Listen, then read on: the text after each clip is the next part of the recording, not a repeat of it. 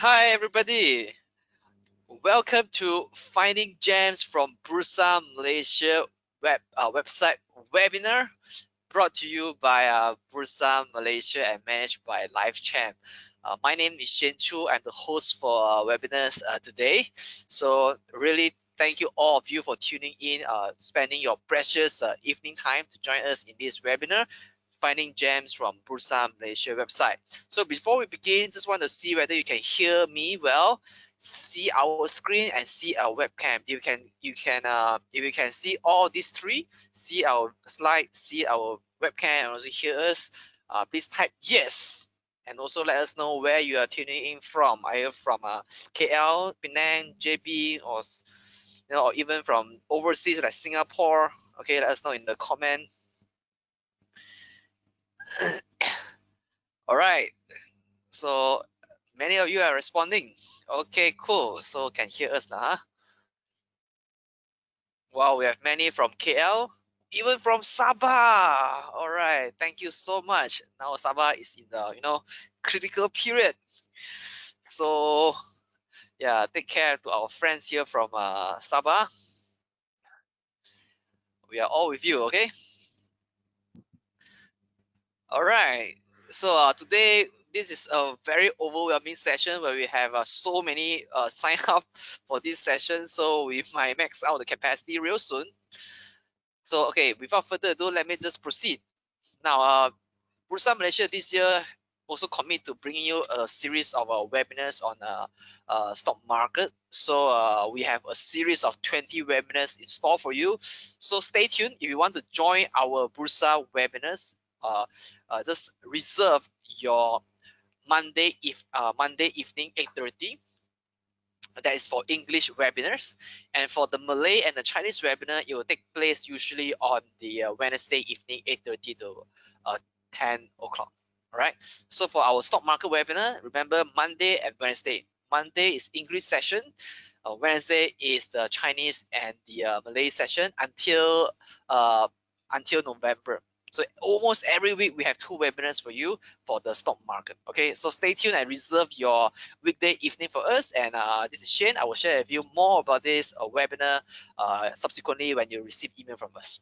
All right, so disclaimer for this webinar is whatever our speakers share is on for educational purpose only. In no way that we give any buy or sell signals from the stock market, so that if you do decide to buy any stock or you sell any stock, you do it at your own risk. Okay.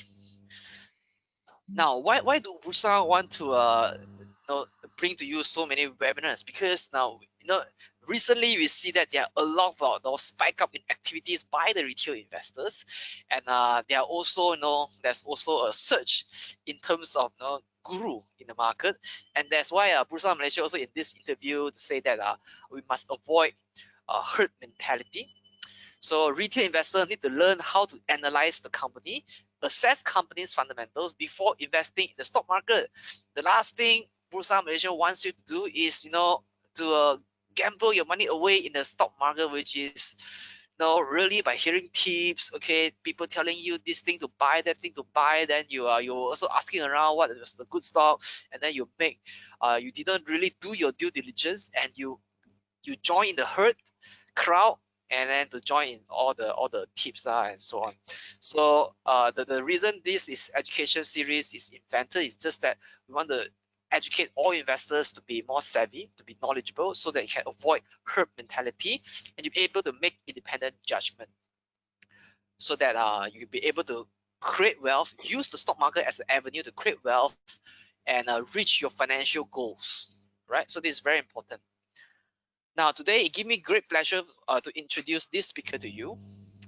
Today, the topic is on finding gems on the Bursa Malaysia website. As you know, when it comes to investing, it is of paramount importance that we find wealth-making information from the company. And guess where we can find all this information? Okay, the most credible source of information is from the Bursa Malaysia website. Because in Bursa Malaysia website, all the information are officials. They are all released by the listed companies, So that's why today we're going to talk about where to find all this critical information from Bursa Malaysia website. This finding gems from Bursa Malaysia website. So allow me to introduce you our speaker today, who is already now on the line with us, Ian. So he is the content producer of kclau.com, which is probably the #1 financial blogger in Malaysia. He has written more than 100 articles on kclau.com. He's also a regular webinar host and presenter. Now, sometimes he also invites me to be on his show.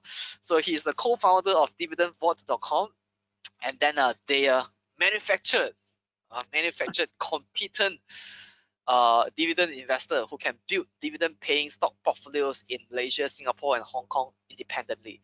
Now, he himself is a dividend investor, so he invests primarily for dividend income, averaging 4 to 8% in dividend yield per annum. Wow, that is fabulous. Okay, this is just dividend income.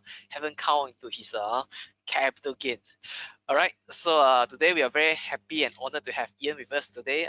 Ian. Yep.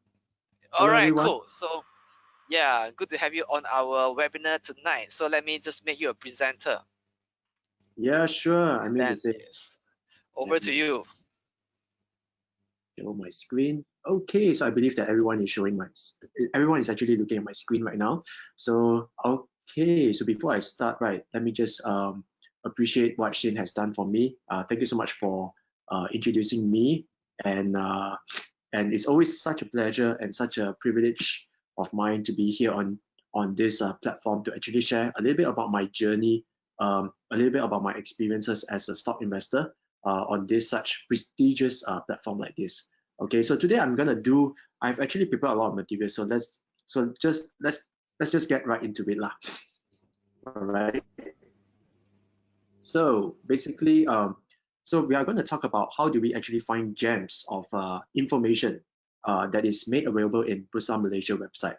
Now, before I actually talk about step #1, just want to say something lah. Okay, as a stock investor, right? What I believe very strongly is this lah. Okay, there's so much of information, right, that is actually being contained inside Bursa Malaysia website. All right. But the problem is this lah. I'm not too sure how many people actually go into the Bursa Malaysia website and actually go and dig out all this information, because all this information, right, can be gems of wisdom, and to me, I treasure them a lot. All right, I believe that these are actually information. If you know how to analyze them, if you know how to interpret them, then I'm very sure you can find some really, really valuable information, right, that can actually make you money in the stock market.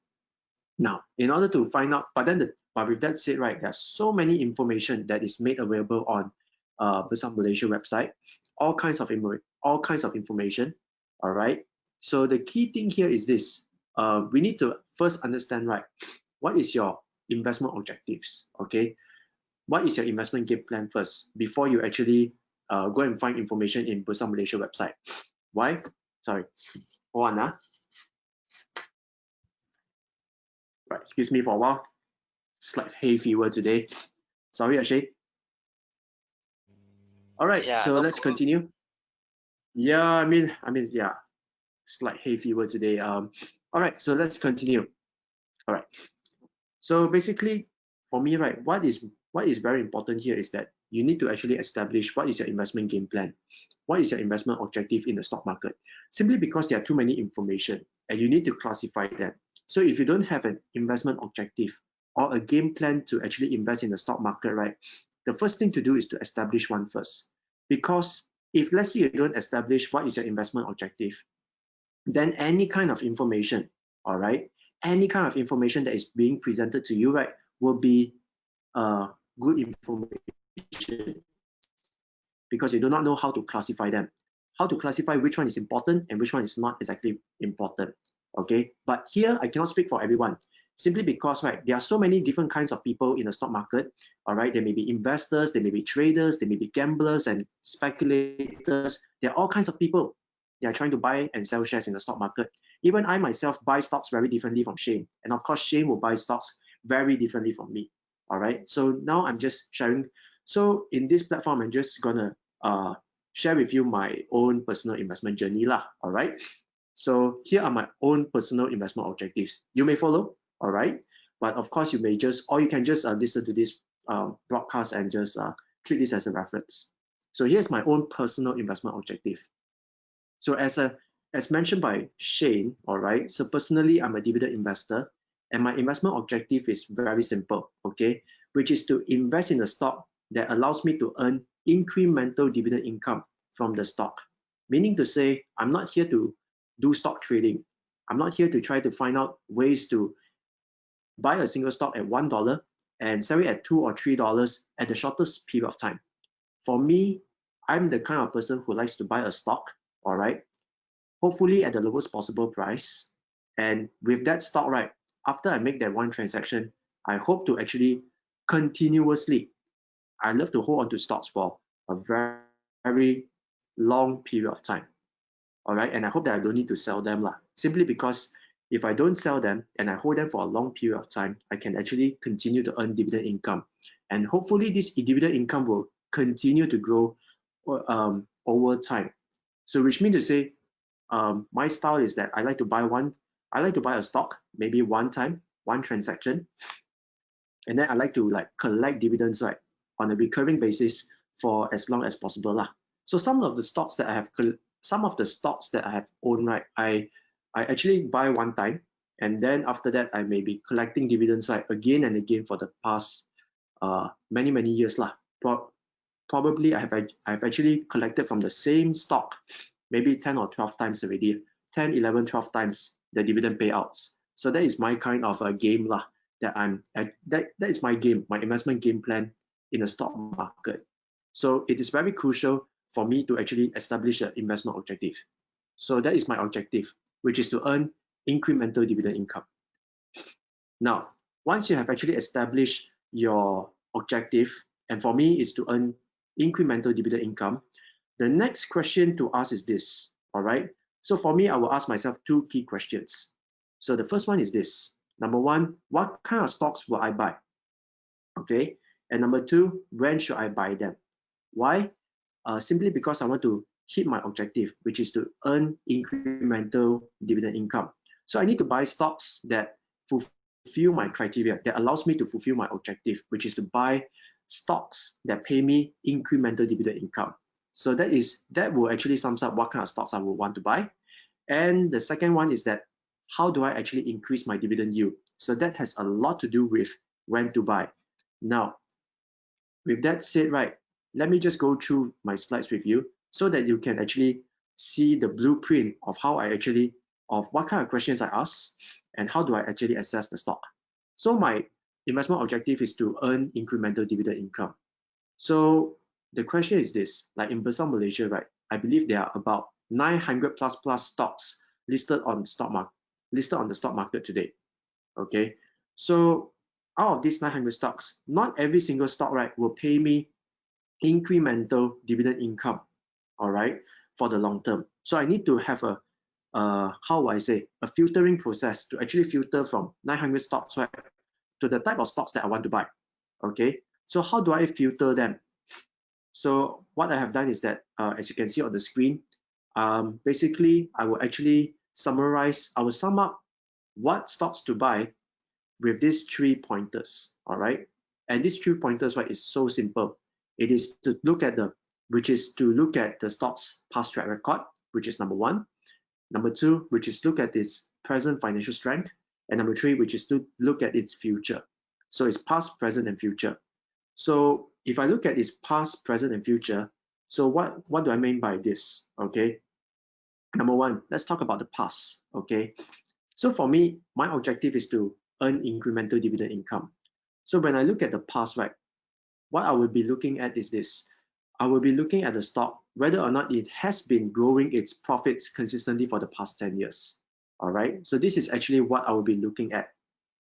Why? Simply because if let's say a stock does not have a good track record of profits, it doesn't bring in profits, or it doesn't grow its profits consistently for the past 10 years, then how is it able to actually continue to pay me dividend income again and again for the long term? All right, so I hope that it makes sense to you.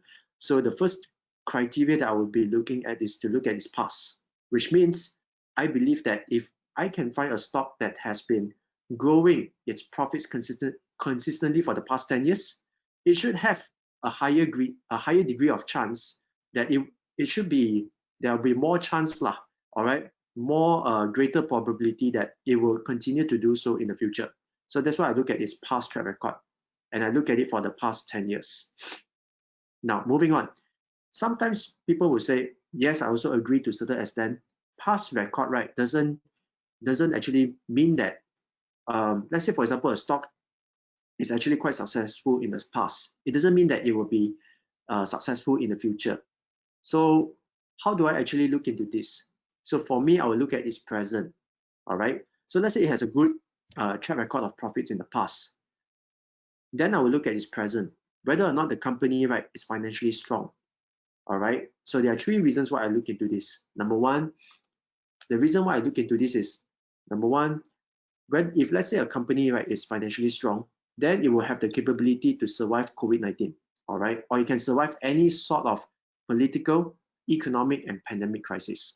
So if the company has that kind of financial strength, then I'm actually quite okay with it lah, all right? That's my own point of view.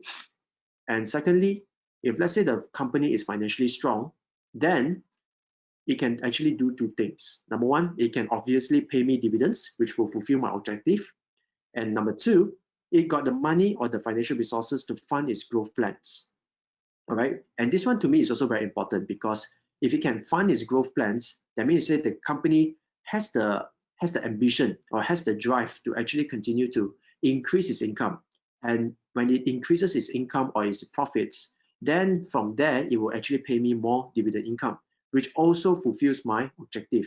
So this is why I also look into the company's present financial strength to find out whether or not this company has the ability to continue to pay me incremental dividends in the future. And of course, finally, number three, I will be looking into the company's future plans.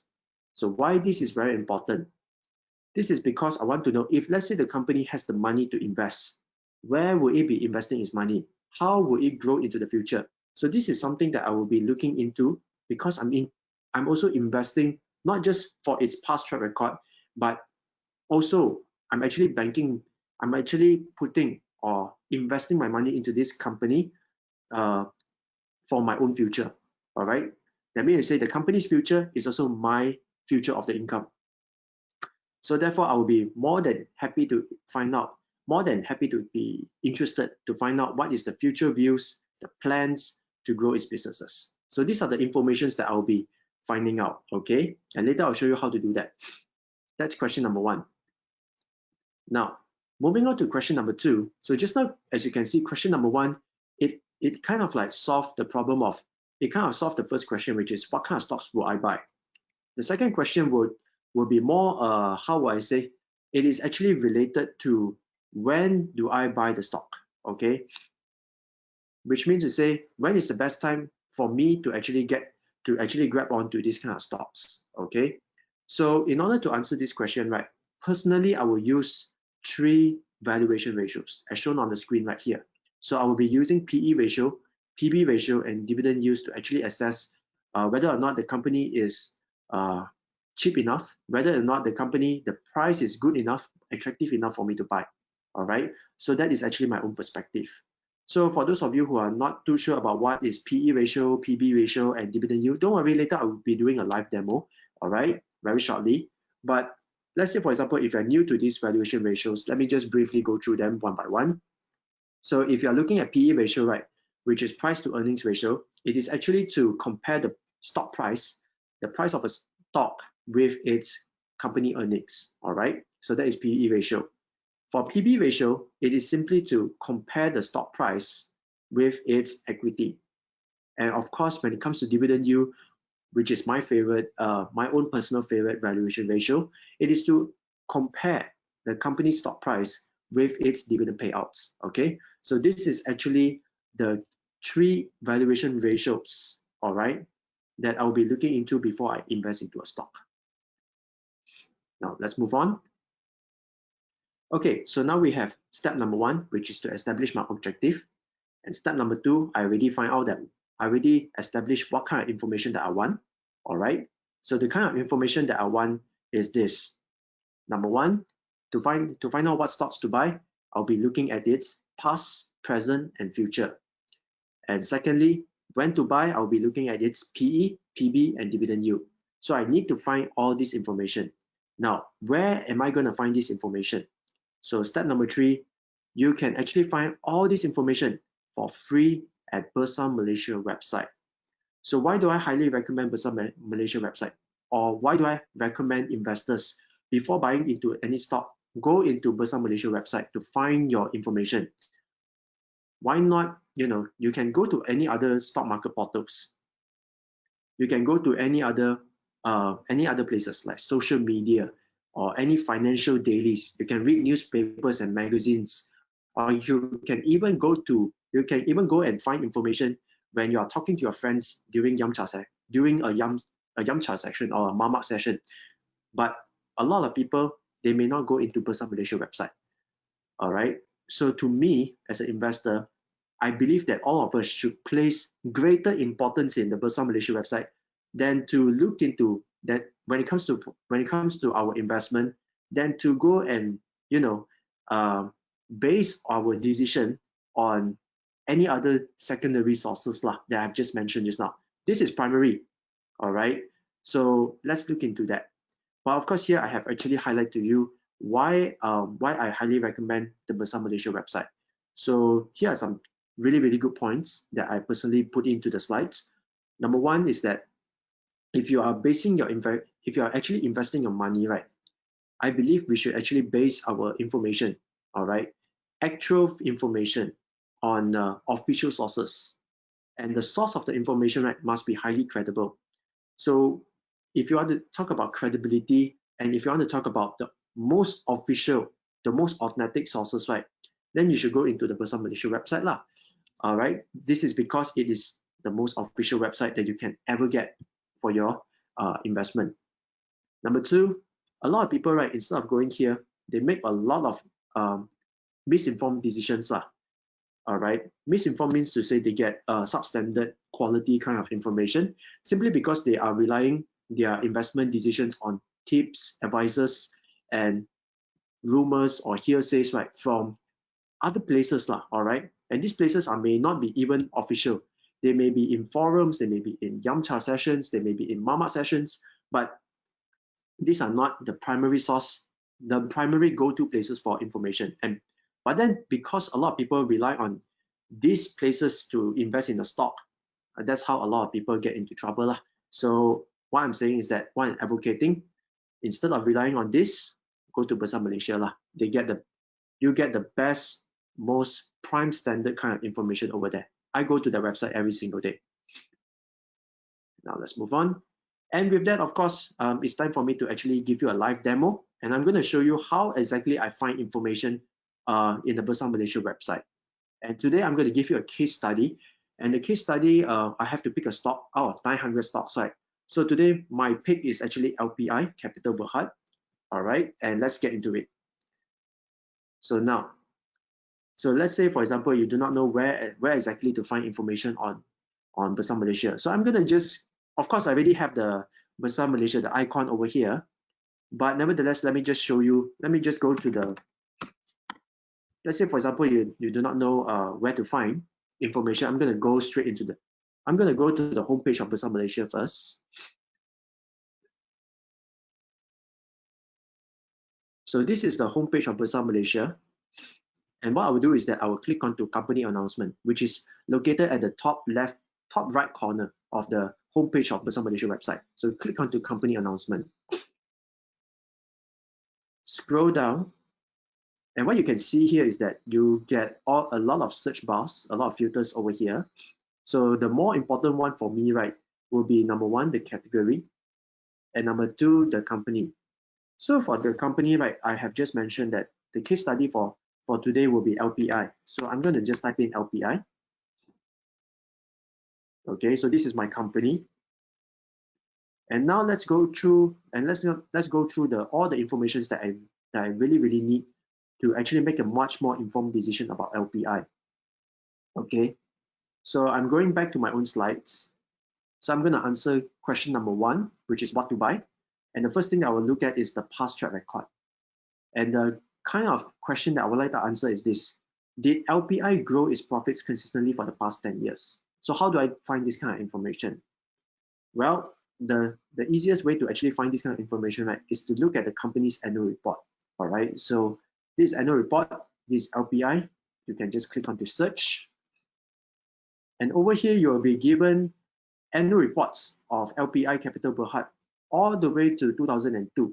So you got a lot of information inside here, but we are going to just look into the latest annual report, which means you just click onto this and you should get the PDF file for all this, the PDF file of annual report 2019 of LPI.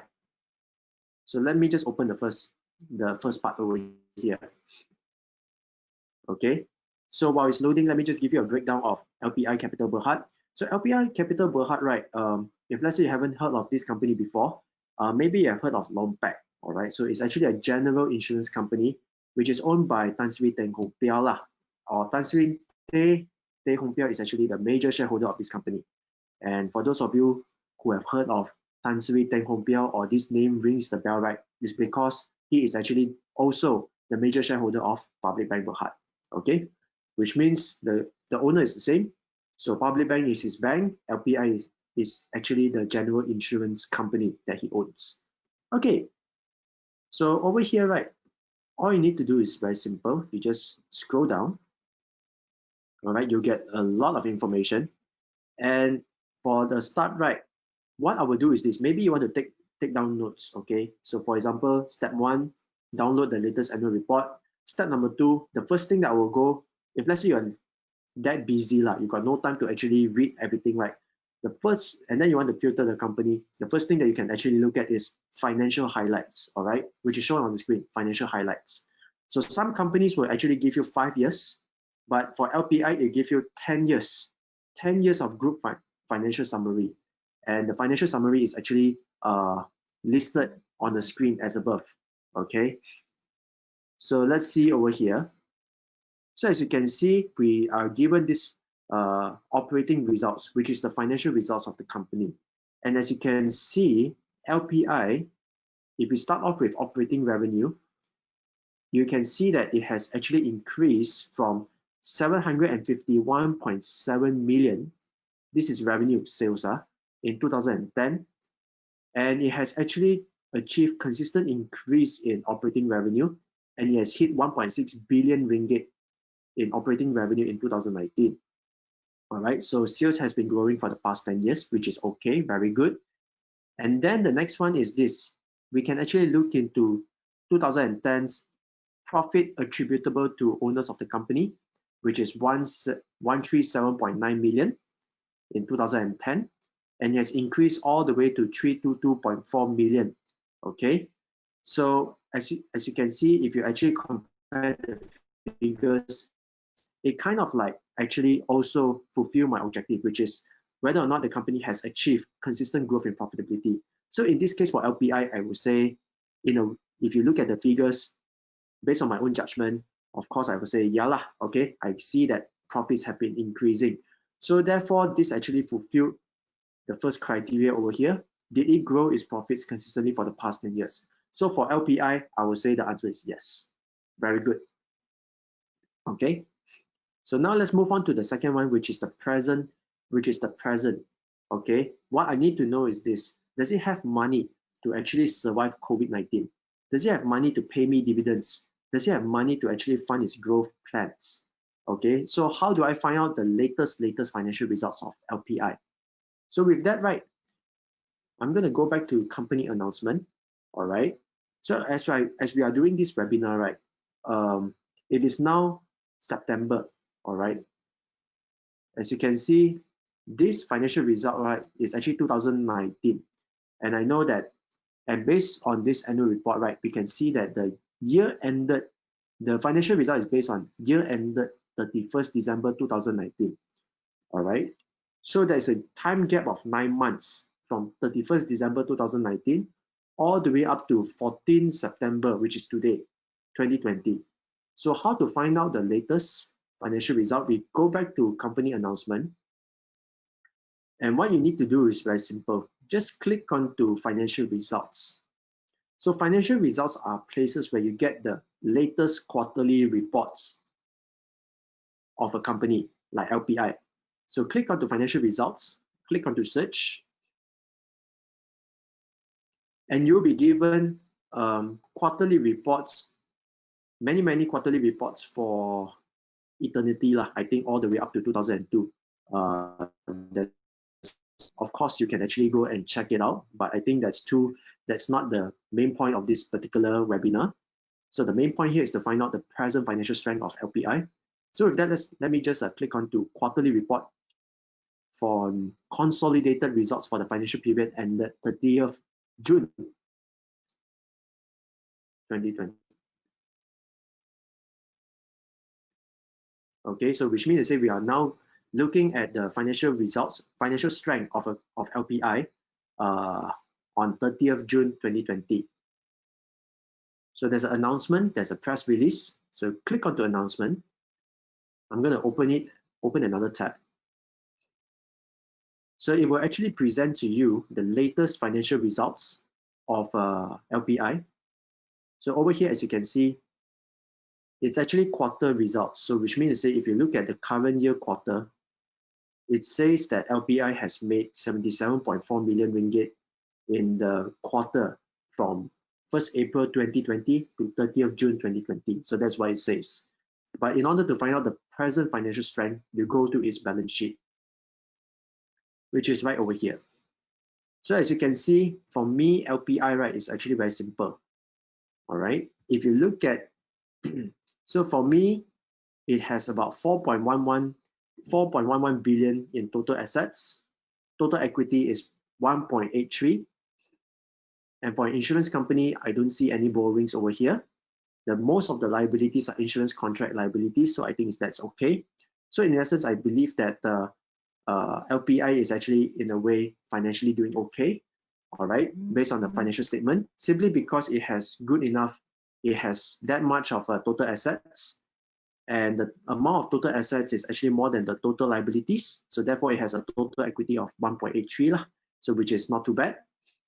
Now when it comes to cash, you can actually look at this cash flow statement, and you can see that at the end of the day, at the last line over here, which is cash and cash equivalents as at 30th June 2020, it has about $167.3 million in cash. Okay, so this to me is a company that has that is in a net cash position. So I think that's okay. All right. So this is actually how you actually look into how you find information and how you actually assess whether or not the company has the financial capabilities to actually survive COVID-19, to pay you dividends, and to fund you and to fund its own growth plans. Okay, so now the second information is done. And right now we are going to look into the third one, which is future. So the question is this: what is its future views? What is the plan to actually grow its business in the future? So over here, there are two places that you can actually find out this kind of information. So here's the trick, all right? I'm going to show you two tricks on how to find out the future outlook of a certain company. And you don't need to speculate, because these are information, right, that will be given by the management or the board of directors itself of the company. So the trick is this: number one, this kind of information, right, is actually inside the quarterly report. So all you need to do is just scroll down. Just scroll down like what I'm doing right now. So here they will give you some review of the group performance, all right, which tells you what is the contributing cost of their results. Why are they making $77.4 million in profits and stuff like that? So they will actually tell you the reasons behind it, the story. But more importantly, what you want to actually find out, what you want to actually look at when it comes to its company's future outlook, right, is to go to this place. As you can see here, it says current year prospects. This is often the place where you can tell what the company is actually looking at when it comes to, is there any plans for growth or not in the future? So this is actually the place, if let's say they have any plans of growing in the future, this is a place to actually find out if the company has any initiative to grow in the future. So over here, you can, so these are actually the places to actually read lah. So you can actually read about them. I won't actually go into this very detail because of course the webinar for today is to share with you where exactly to find information. So if you want to find out the company's growth plans, you can find out in its latest quarterly report, and you go and check out this one, which is either future prospects or current year prospects. So that is the first place you can find out the company's future growth plan. That's number one. Number two, you can actually look into its latest press release. Okay, so this is the press release official press release by LPI Berhad. Okay, so over here you can actually read the press release that is being provided officially by LPI itself, and of course you can also read about Tan Sri Tay's comments about LPI's performance, and you can also read about its future prospects, if any, from this particular press release. Okay, sometimes the company may not give you any sort of indication of what it will invest in the future. Then that is also another thing that you may want to consider. Okay, simply because if let's say a company doesn't have any sort of initiative to grow, right, then you have to take that into consideration, saying, oh, okay, the company is less communicative when it comes to investing in the future. All right, maybe you want to compare this stock with another stock which is more expressive when it comes to its growth plans. Okay, then from these two, you actually make a decision which one is actually more preferable for you. All right, so that's how you actually make you can actually make a more informed decision when it comes to before you actually invest in the stock market. Okay, so this is actually the second place to find out good information like this, where exactly what the company is actually, the company's management team, what they are looking at in the future, what are they trying to do, and how are they going to adapt into the future. So this is the second place to actually look at, to look for information when it comes to future growth, okay, which is to look at its press release. Okay, and make sure that before you actually, okay, here's a golden nugget for you guys. Before you actually invest into a stock, make sure that you have read all these things first, because a lot of people, right, they tend to only do research or do their homework on a certain stock, not before they buy the stock. Or they only do this research only after they buy the stock. So which is kind of like a bit too late, all right? So my suggestion is this, or what I personally would do is this: before you buy the stock, read every single thing that you possibly can about the stock to make an informed decision before buying into the stock. Don't read all the information only after you have bought the stock. Okay, that could be a little bit too late. All right. So that actually solved part one of the question, which is what to buy. So from here, what I can say is that LPI has actually, they have been quite successful when it comes to growing its profits consistently for the past 10 years. Financial strength is actually pretty much there. But when it comes to future, over here, what I can say is that the business has been a little bit soft due to COVID-19. All right, so this is what they have said. But other than that, based on the press release, all right, it doesn't say much about what it's going to do in the future lah. All right, especially when I look at its press release over here, and as well as its current prospects. Okay, it just says that LPI Group is poised to pursue growth and business opportunities lah. But what exactly it do, we may not know lah. All we know is that what it says here is this: it will focus on sustainable revenue streams, further strengthening its risk management capabilities, and intensifying prudent cost management measures. So what exactly that is for LPI to actually review to you lah, not me. Okay, so that is actually part one. Now, if let's say, for example, LPI is the stock that you want to buy, okay, so the question is this: at what price should we buy? All right, is all let me rephrase the question. Is today's price right, the right price to actually get into? So how do we know about this? Well, I'm gonna just open up a new tab. Let's go to Google Finance. All right. In fact, I shouldn't be opening up Google Finance lah.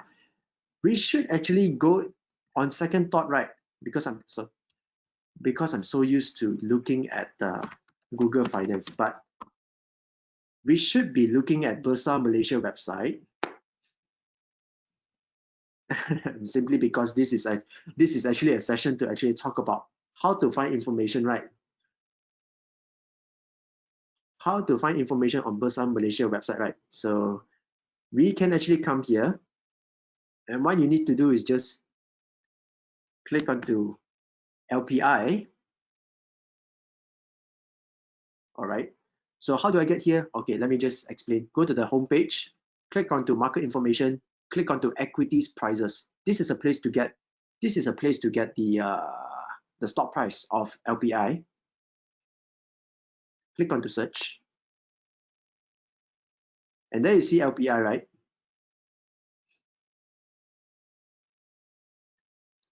So over here, what we see is this, okay? We can see that this is actually the stock price, which is LPI, which is last done, 12.90, okay? So this is actually the stock price for LPI, which is 12.90, all right? And of course, if you look at Google Finance, let me cheat a bit, let me just double confirm, all right? So it is true. LPI Bihar is currently trading at 12.90, okay, which is exactly at the last done or current last traded price, which is 12.90. Okay, so this is 12.90. So I'm just going to put in, I'm going to just open. I've already opened up a spreadsheet like this. All right, and I'm just going to put in the price 12.90. Okay, 12.90. And I'm going to calculate. I'm going to answer this question: when to buy or at what price to buy. So I'm going to look at three valuation ratios, which is the PE ratio, the PB ratio, and the dividend yield. Okay, so let's look at the PE ratio. So we have PE ratio. All right, we have PE, we have PB, and then we have dividend yield. So the next question is, in order to calculate the EP, in order to calculate the PE ratio, I already got a P, which is 12.90, but I need to know what is the earnings per share of LPI. So where do I get this kind of information? Okay, so the fastest way to actually get this kind of information is to look at its annual report. And once again, over here, all right, it has been tabulated in this particular 10-year group financial summary as shown on the annual report, as shown on the screen. So what we can do is this. Can you see the per share bracket cent?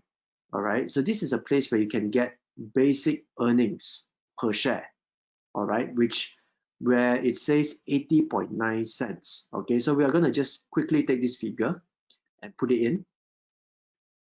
So the earnings per share, let me just insert more rows over here. So earnings per share is 80.9 cents. So we're going to just put it as it is, 80.9 cents.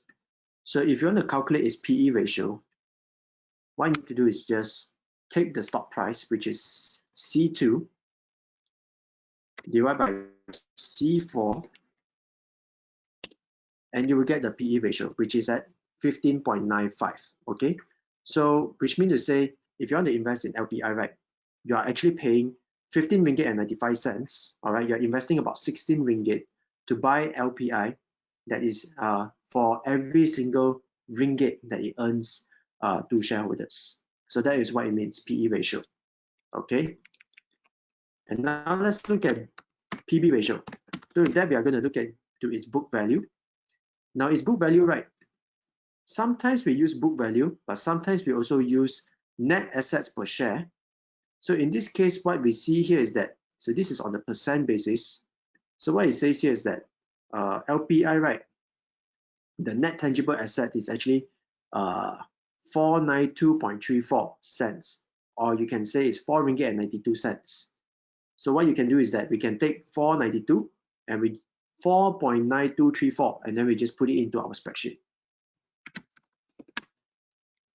And if you want to calculate its PB ratio, it's very simple. You just need to take its stock price, which is C2, and then you divide it with C5.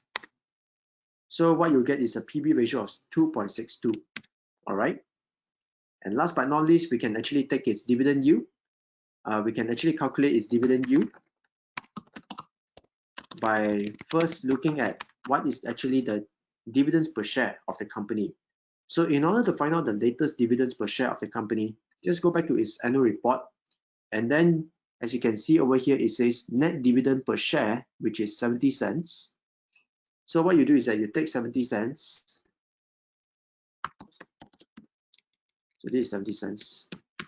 Okay, so how do we actually calculate dividend yield? It's very simple. We just take dividends per share, which is C6. We divide it by C2. And then we click the percentage icon above, and there you go. So what we can say here is that at the price of 12.90, right? If let's say LPI is going to pay you 70 cents in dividends per share, and that 70 cents is actually the dividends per share paid in 2019, you can say that its dividend yields, or you can actually expect a dividend yield of 5.43%. Okay, so that is what as an investor, that is what I will personally be expecting. Okay, so this is actually how you calculate valuation ratios, and then from there, after you have calculated, then you can actually decide for yourself whether or not PE ratio 15.95, PB ratio of 2.62, and finally a dividend yield of 5.43%, right? Is it attractive to you or not? Okay, because this one I wouldn't know, because some of you may say 5.43 is okay, all right, you can accept it, then I'm very sure that LPI will be in your watch list. But what if let's say you want something which is more than 6%, then of course LPI will not be in your watch list because 5.43 is below your 6% target when it comes to your dividend yield. So what I'm saying is that this is the formula to calculate PE, PB, and dividend yield. But your own but then do they actually fulfill your preference? That one is actually up to individual, all right, to decide for yourself. Okay, so this is actually a very basic way of how you can actually use the information that is being provided on Bursa Malaysia to actually invest in the stock market, all right. So of course there are a lot more for you to actually find out, a lot more to actually explore when it comes to Bursa Malaysia website. And but to me, right, these are the few tips, or these are the few places that I always go to. In fact, I almost go into it on a daily basis to actually read all this kind of information and to find out all this information. And these are information that have guided me as an investor to actually invest profitably and confidently in the stock market. So let me just quickly do a recap, okay, on where exactly I actually find all this information. Number one, if you want to answer the question like how to actually get the latest financial information, how do you actually get the past track record when it comes to its financial results of a specific stock? The first place you can actually go to is the financial highlights, all right? But if you want something which is a little bit more detailed than the financial highlights, then obviously you need to actually go into the financial statements of the website, financial statements of the company, all right? So if you want something a little bit more detailed, right, what you need to do is that you can actually, I'm going to open up everything, all right? So this is part 2, and this is part 3. If you want to find out something which is even more detailed about the company, right, you have to actually open up everything, all the PDF files of this LPI, the annual report. So this is part 1. This is part 2. If you also want to know what is the future of the company, you can also look at letter from the chairman or chairman's letter, read them, all right, because it contains a wealth of information on why the company actually performed that way and what is going to expect or what is its future initiatives to grow its business into the future. So you may want to read in a few things, chairman statements, and as well as management discussion and analysis. So these are places that I find a lot of information. But if you want to have something which is even more detailed when it comes to its financial statements, what you need to do is just go down, scroll down, all right. Usually the actual financial statement, right, comes after the director's report. So you may want to actually read through the statement of financial position, the statement of profit and or loss, and as well as the statement of cash flows. So these are the three statements, and these are actually reported in great detail. So if you want to know the detailed account of the financial statement, you may want to actually look into the financial report of the company. And these financial reports, right, are usually at the center of every single annual report of every single company lah. All right, usually it's actually at the halfway point of an annual report. But of course, if you want something even more detailed, then you just need to read the notes of the financial report.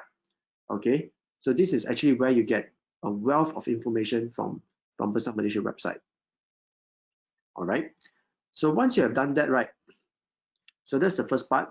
The present financial statement, you can either find out you can actually find out from the company's latest annual report, or more importantly, you can actually go to the latest quarterly report to find out the latest financial results of the company. The future, you can just read press release or you just find out the current year prospects, all right, from the quarterly report. So these are actually places you can find out good information. Then finally, you can actually calculate PE, PB, and dividend yield based on the demonstration that I have actually just presented to you. So with that, I think I have ended my presentation. Of course, there's a lot more to actually discover, but I think for this session, right, I just want to give the floor to all of you guys lah. All right, all of you guys to actually ask questions, and from there, let's see whether or not I can actually help you find the information that you need. So with that, I will pass the control back to Shane. So Shane, back to you, man. All right, thank you so much, Ian, for sharing your experience in how we can find wealth making information from the official website of Bursa Malaysia. So if you have any questions to ask Ian, okay, please write in the Q&A box, and we will do our best to address your question, as many as we can. All right, so Ian, I already have quite a number of questions on my panel of Q&A. Yep. The question is, let me just pick the first one. Apart from looking at the past profit records, do you think that the past dividend records are as well important? This is from Beng Hin. Okay, so that's a good one. All right. As you can see, there's so much to actually cover when it comes to this topic, right? So if you want to look at its past dividend record, right? So I'm actually right at the page where we are talking about the financial highlights, the 10-year group financial summary. Okay. So over here, what you can see is that you want a company like me. I want a company that is paying out very consistent amount of dividends to its shareholders in the past.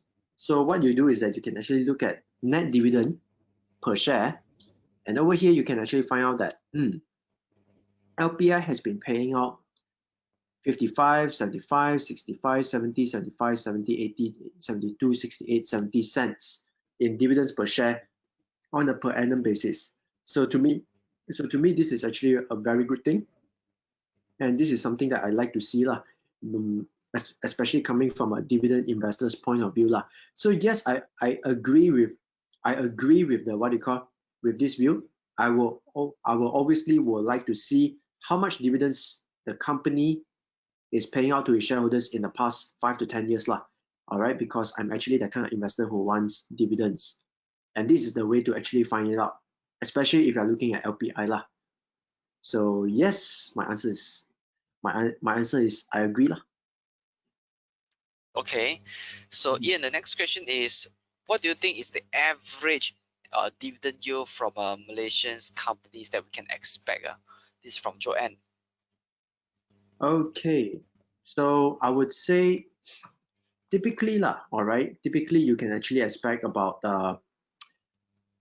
anything above 5 is actually pretty okay, all right. Of course, some of the companies may be in between 3 to 5%, all right. And there are of course other stocks that are going below 3% lah, all right. So to me, right, I would say if let's say I want to build a dividend-based portfolio, right, you can actually set it at 4% or you can set it at 5% lah. So you can actually and these are only cash returns all right. Because if you want to calculate the total returns, it's supposed to be cash returns and capital gains. But for cash returns alone, anything above 5 will be good. Okay. Around 5, 6. Of course, sometimes if you are that, if let's say for example like COVID-19's case, right, then you can actually up your expectation because you're buying it at a dirt cheap price. You can once things have recovered, everything is back to hunky-dory, maybe you can get 6 or 7%, but who knows, all right. But typically I would say in general, for dividend investors, you can try to aim for 5 lah. Okay, so if the objective is to get more than 5% dividend yield a year, where can we obtain a list of companies that that pays just that? Okay, this is also from Chong. Okay, so the thing is this, typically, right, of course there are plenty of portals out there who will help you to filter all the dividend stocks, but dividend stocks, right, they are very easy to spot. Okay, you don't need to find all the funny stocks listed in the stock market on Bursa Malaysia. Typically you just need to go with the ones that they are pretty well known, all right. They're pretty well known, they're pretty rich, they are cash cow companies. Okay, you don't need to look too far, all right. Sometimes you can actually find dividend stocks in the in the F&B industry. Sometimes you can find them in the banking industry. Sometimes you can find them in REITs. Okay, sometimes you can find them in the financial sector. So you can actually find there are many dividend paying stocks that are actually listed on Bursa Malaysia. All right, you don't need to look too far. You just need to start. From, let's say, for example, okay, you can actually start from something, from a product, from a company that is producing a product that you're using. All right, so these are actually places you can actually find dividend stocks. Of course, for this webinar, we are talking about how to find real information, right? I would say just be a bit more diligent lah. Just go and use the Bursa Malaysia website. Find the company that you like, and just look at its financial highlights lah. All right, it takes about 5 minutes to actually figure out whether or not this company is for you. So why not you do that? All right. Yeah. So the next question is from Jackie.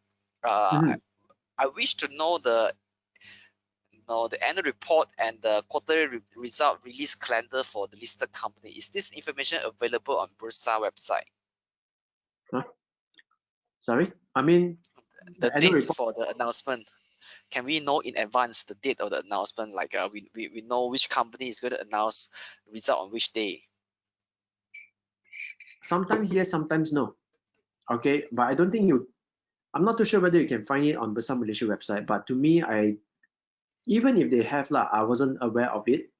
Okay, I wasn't that aware of it because to me, right, I would just find out the latest from the what do you call I'll just find out what is available on Bursa Malaysia website lah. Okay, so like for example for LPI, as you can see over here, right, it doesn't say when exactly it will release the 30th September 2020 quarterly results. But okay lah, there's a trick over here. You can see the announcement date. All right, so which is like, for example, for financial period ended 30th June 2020, So we have June 2020, okay, as our cutoff date. So maybe the accountants will need some time to actually to do the financial reports and stuff like that. So maybe give them about 1 or 2 months to actually do up their accounts, and they will actually release their financial results at 17 August, which is about 1.5 months, 1 to 2 months time to actually release these reports. And you can actually see, you can also compare this with the Q1 2020 results or 30th March results. As you can see, March is the cutoff date. Maybe they take about 1.5 months to actually prepare the results, and they will release it at May. So which means to say, if you want to look at 30th September 2020, right, just give them 1-2 months lah, all right, to actually do the accounts, and after that they will actually release the report. Okay. Yeah. Yes. So let's look at the next questions. Would you suggest reinvest in the stock after the X date? I would say, okay, you see, when it all depends on your objective now. For me, right, this is actually very important. Okay, it doesn't matter X date or no X date. Okay, because to me, I'm not looking at it from that very short period of time. Okay, so to me, right, let's say you have X date, you are going to get dividends, fine.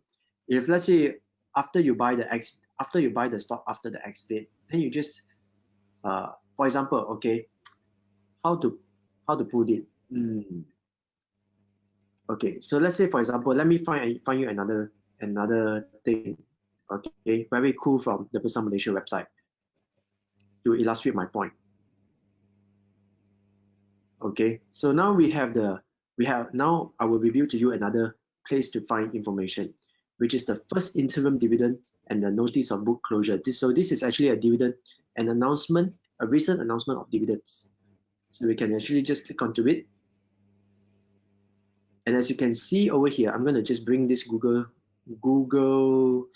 Finance thing right beside this announcement. So it says here it will pay out 28 cents.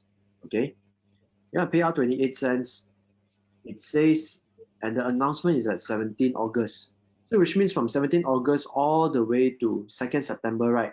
During this period of time, if you buy the stock at any point of time, you will be qualified to get 28 cents in dividends per share. Okay. So the people who actually buy here, anywhere here, will automatically get the 28 cents. Okay, so let me say if you buy at 13.64, after you buy your stock at 13.64, you'll be qualified to get your 28 cents in dividends. And when you will get paid is on the 11th of September 2020. So which means you say you take 13.64, you minus off 28, okay?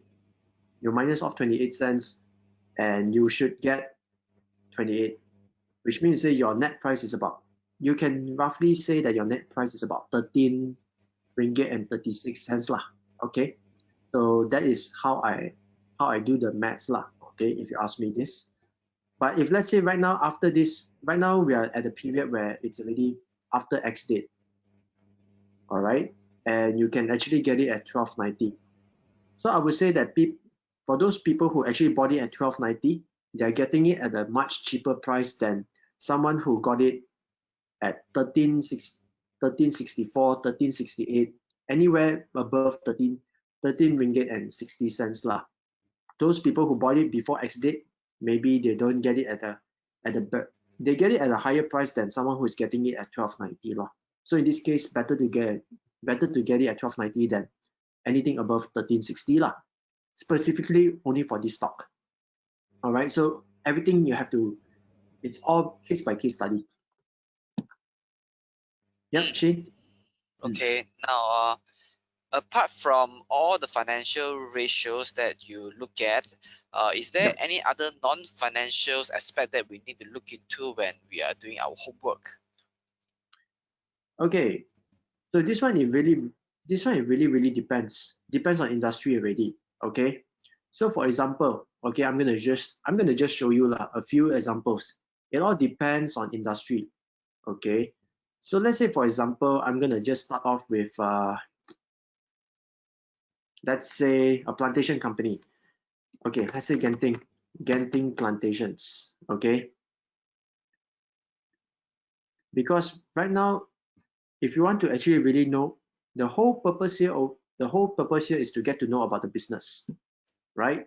So if let's say you're looking at a plantation company like Genting Plantations, okay, I do not know the figures, so let's just explore together lah. All right, so this is Genting Plantations annual report. So what you may want to look at, right, is also the production of the size of the estate, the production of fresh fruit bunches, the crude palm oil and stuff like that from Genting Plantations Bihar. So how do you get all this information? You can actually find them in the buyer summary. All right. So if you're looking at a plantation company, you can actually find information like this, like oil palm. It says fresh fruit bunches production, and as you can see, based on what I see on the screen right now, Genting Plantations Berhad has increased its FFB production from 1.7 million metric tons of FFB to 2.2 million metric tons of FFB. You can also find out the average selling price of Genting Plantations. All right, as you can see, this is the average selling prices of the crude palm oil and as well as palm kernel. Okay, it's all stated in the annual report. And also, one key thing about plantation company is this. You may also want to look at the size of the estate. So as you can see over here, it kind of like actually tell you what is the size of the estate, which is very important, okay? And of course, from a plantation company's point of view, you may want to find out whether or not the company has any sort of investment, or will they be making any investments, or have they actually announced any investments relating to growing their plantation estate or plantation asset lah. So plantation asset may not be estates, okay? Estate is to plant the plant. Assets may include the estate, but they may also include like crude palm oil mill. So they will increase their milling capacity, or maybe they are going into downstream. All right, they are going to do oleochemicals, so on and so forth. Okay, there's so many things to actually look at when it comes to plantation companies. Okay, so this is one way to actually look at. So if you are looking at, let's say, for example, bank, okay, public bank, then you also want to look at whether or not the company, right, whether or not the company is the company like public bank. Let's see, let's see together. Okay, then you also want to look at, let's say, stuff like this, asset quality ratio.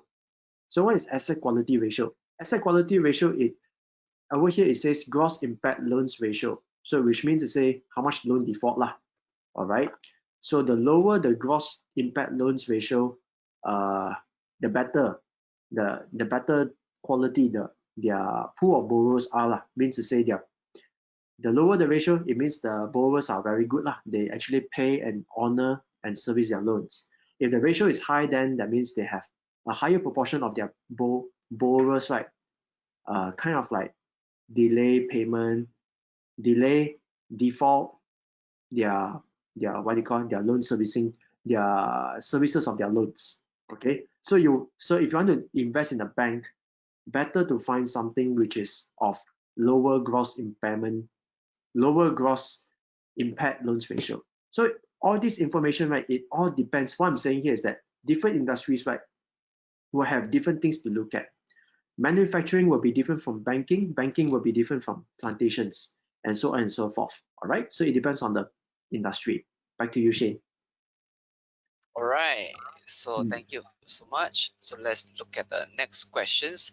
So would you look at return on equity of a stock? Yes, of course. Okay, that one also of course it also depends. All right, because different kind of, let's say for example, if you are looking at banks, of course you can look at return on equities. If you are looking at let's say LPI, of course you can actually calculate its return on equity lah. So how do you do that? Well, number one, you don't have to calculate. All right, it has been calculated for you. So what you can look at is this. You see the 10-year group financial summary. If you're the type who says, I don't want to, I may do my own manual calculation, but then if you want to have a quick summary, just look at the 10-year group financial summary, look at return on equity, and then as you can see over here for public bank, what I see is that, and not public bank, LPI, what I see is that LPI has achieved very consistently double-digit positive return on equity. So this means to say for LPI, every $100 in shareholders' equity, right, they have the track record of bringing in more than $10 in earnings, shareholders' earnings to its shareholders, which I think is actually quite positive. So if you look at return on equity, make sure that if you look at this, I think this is okay because not many companies can do that. If you have companies that are looking at declining ROE, all right, then this one, it also depends, declining ROE, if let's say the company has reported decline in shareholders earnings, then that's a very bad thing. If let's say, for example, if their return on equity is negative, then that's also very bad. If let's say their return on equity is on a single digit, then of course you can actually compare the single digit ones with the double digit ones, but most investors will go with the double digit ones. After all, who doesn't want a much higher return on equity, right? So that's my answer lah. All right.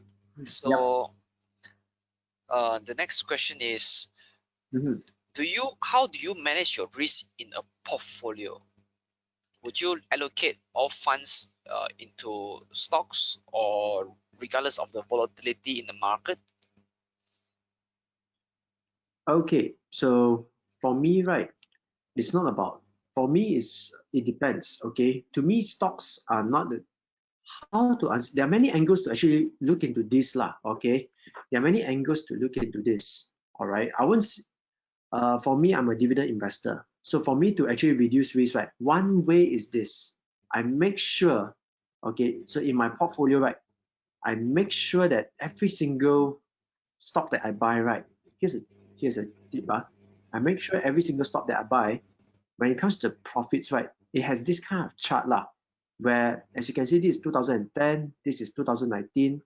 It has been, the stock that I buy must fulfill this criteria, which is consistent growth in profits. All right. So when you have a portfolio where all your stocks, right, have very good financial results like this, they have very strong financial, they are in a very strong financial position, they are cash rich, they can withstand COVID-19, they have the ability to grow. All right, that is the number one way to reduce your risk. To me lah, all right, to me, that's my way of actually reducing risk or investment mistakes in the stock market. Because if you invest in any other things, then I'm not too sure what you're trying to achieve also lah. But for me, I'm into companies that has a track record of consistent growth in profits. That to me is the number one way to reduce risk in the stock market. Number two, to me, volatility, right, is not exactly a risk. To me, volatility is a good friend of mine, simply because when the stock market is volatile, right, all right, it kind of like do two things. Number one, it will inflate in good times when everyone is confident, when everyone is optimistic or overly optimistic. It will actually jack up the price of stocks to a ridiculous value. All right. So at that time, you don't buy. At that time, to me, I won't buy stocks lah, because at that time, right, you will get if you buy the stocks at that kind of price, right, then you won't get very good dividend yields. But if let's say during COVID-19, of course, when a lot of things has actually dropped and tumbled, right, then of course that is a very good time to come and do some bargain hunting lah. Simply because when you buy stocks at the lowest possible price, all right, during these times, let's say stocks are volatile, all right, the stock price actually dropped to a certain level because everyone is depressed, and if you have some spare cash, then good luck. I mean to say that's a very good time to actually come in and buy good stocks at a much depressed prices, because you are simply buying it at below market valuation, and with that you can actually get better dividend yields lah.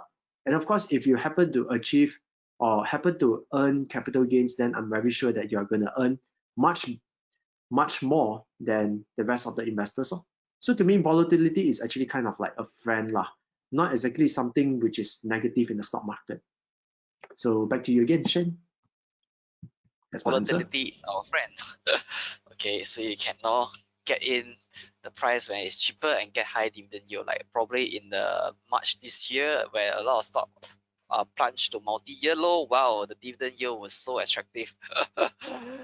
Yes. Anyway, so let's move from to another aspect, which is valuation. There are also quite a number of questions that ask about valuation. What do you think is what kind of valuation do you think is high, like PE above what is high, PB above high, what is high, and what is a reasonable PE for growing companies?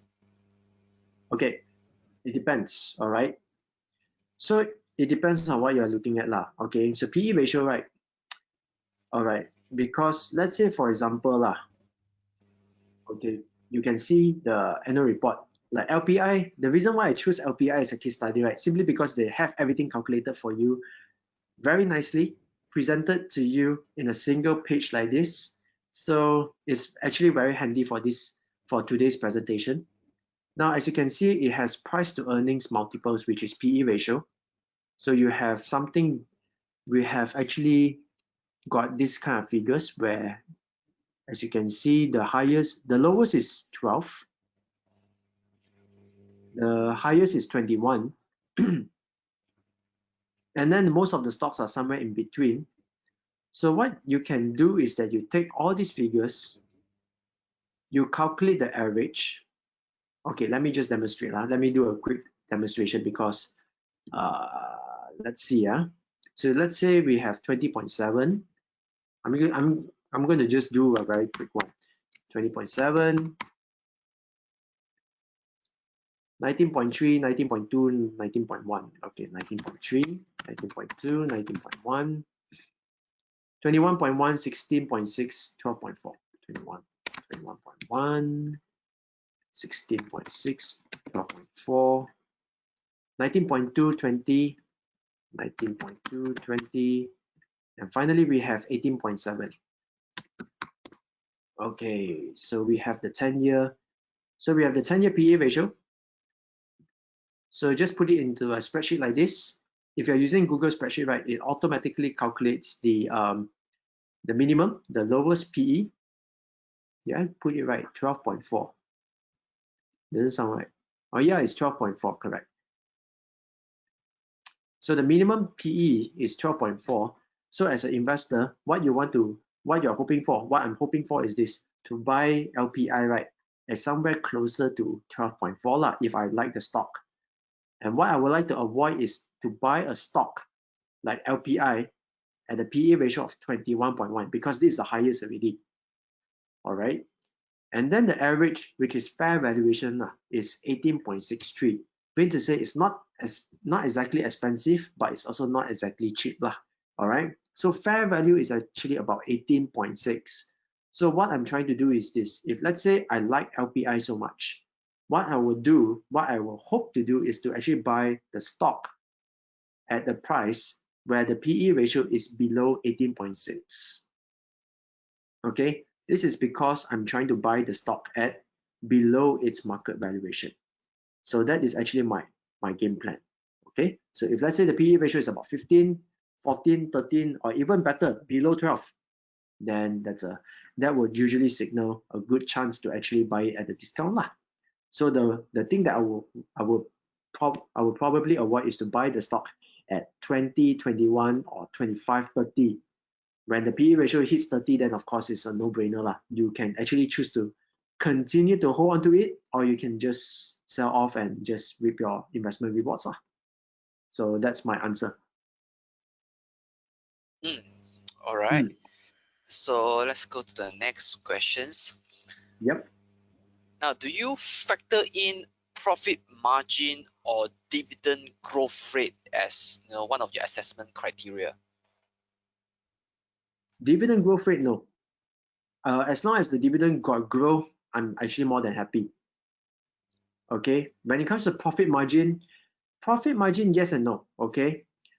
If you want to find out about profit margin, right, it's actually quite simple. So all you need to do is just if let's say it's not calculated, like over here it's not being calculated, the net profit margin.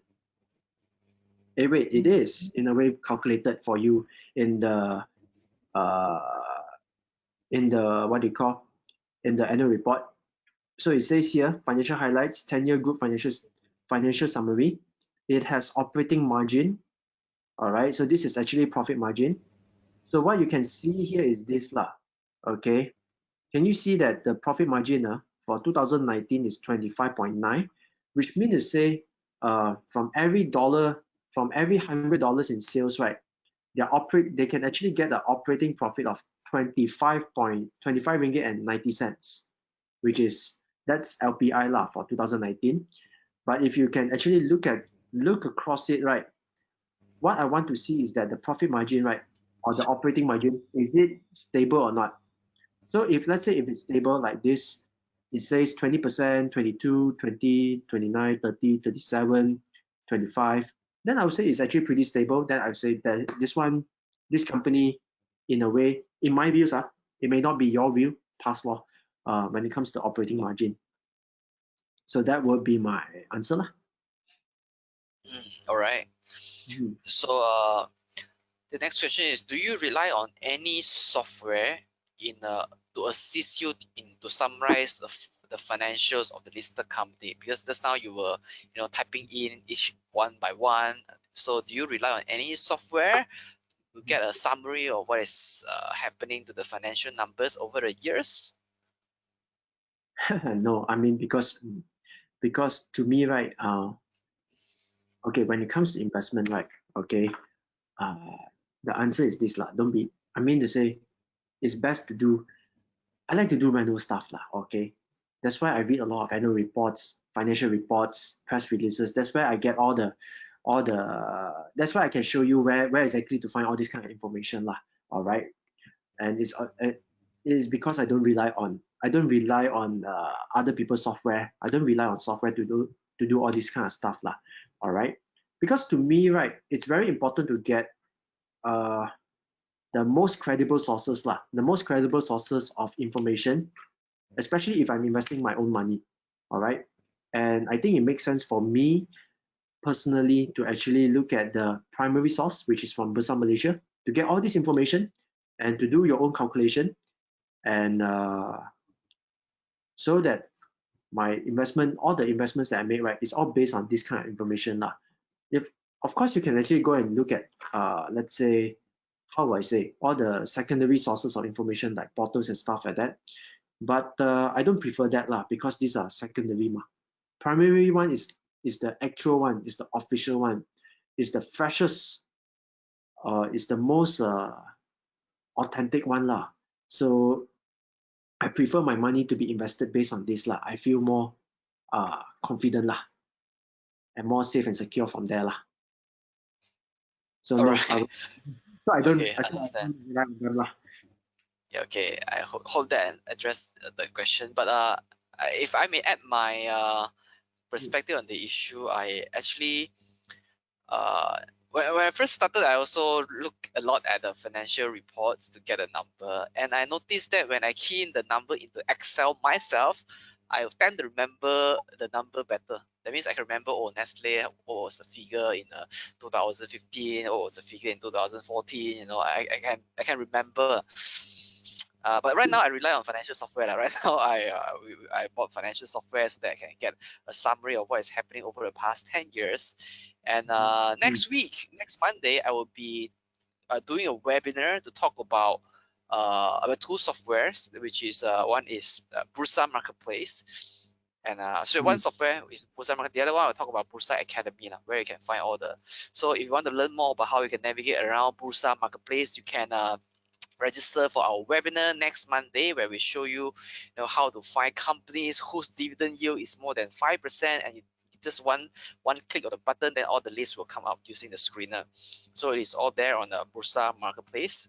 So this is also one of the softwares that I use. Okay, that help lah, huh? Okay, of course, no, Ian would prefer to get a number from the reports. Okay, so yeah, I'm old school. no, not really old school, just that different preference lah, huh? Okay, so now the next question is. All right. So from next question from Joanne is, do you go for capital appreciation tools since they already gave you the dividend yield? Would you have a target price, or would you let it go all the dividend stock that you hold on when the share price like double or triple or even quadruple? Or you keep the money, keep the company as long as the fundamental is still good? Okay, to me, right, number one, this is actually more like a trading question lah, okay? Because I believe only traders will have their so-called target prices and stuff like that. Because typically for investors, especially those people who are the Warren Buffett type, all right, they'll be more interested to find out all these financial figures, the financial results of the company, the business models, who is the management, all right, who actually is the major shareholder of the company and stuff like that. So these are actually more investor-centric kind of questions that we want to answer, okay? But target prices are actually for let's say traders or stock traders, which actually don't really care about. Maybe they don't care so much about the business model of the company and the financial results of the company, because they are not going to hold on to the company for the long term anyway. Okay, so that's why we don't actually look into target prices.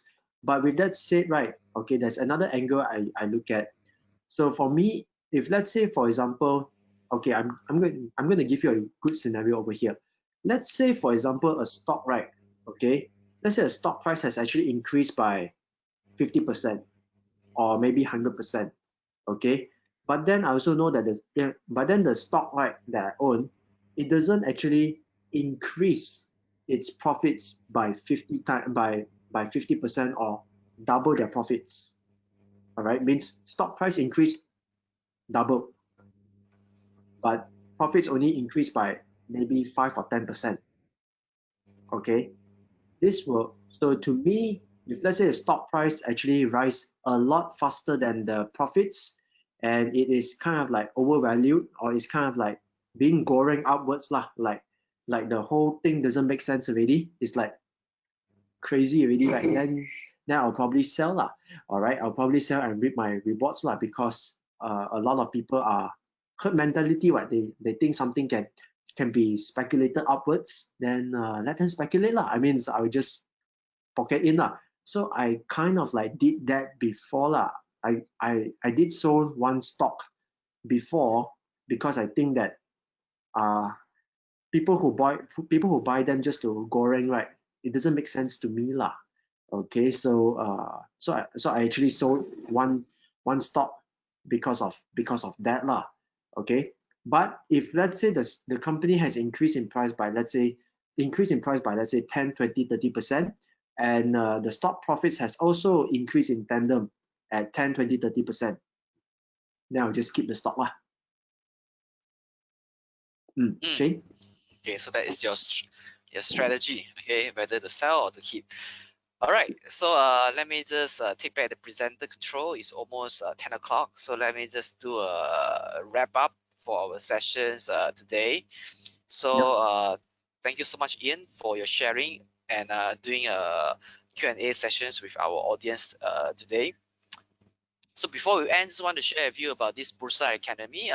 This is a new place where you can find the financial resources in the area of educational content, videos, webinar recordings, learning quizzes. There, Bursa Malaysia invested substantially into developing this website. So make sure that you use this website more regularly so that you can become a savvy and knowledgeable investor. It's a comprehensive one-stop e-learning platform that aims to provide you with a continuous and holistic learning journeys. Very simplified, user-friendly, and accessible anywhere, anytime at your own pace. So just head over to bursaacademy.bursamarketplace.com, or you just Google Bursa Academy and then link will pop up. All right, so you can also find our webinar registration there on Bursa Academy to know about when is the next webinar. Now for our next webinar, we are going to do this session in Mandarin on Wednesday. Sorry, this is not Wednesday, but tomorrow. Okay, tomorrow evening we'll do this topic called 30 minutes how to read financial statement in 30 minutes, but it's conducted in Mandarin, called 30分钟搞定财经报表. All right, so the time is 8:30 to 10 o'clock. So registration link is here. I already put in the chat group. So please click on the link to register if you had not registered yet. All right. So thank you so much. Now, of course, we have many questions. Just imagine we have a few hundred people online, so we can only do so many questions. So thank you so much, all of you, for tuning in to the sessions today. So thank you, Ian, for spending your time with us this evening. So for all of you here, please, I will see you next time in our webinar brought to you by Bursa Malaysia and managed by LifeChamp. So this is Shen Chu signing off. All right, bye-bye.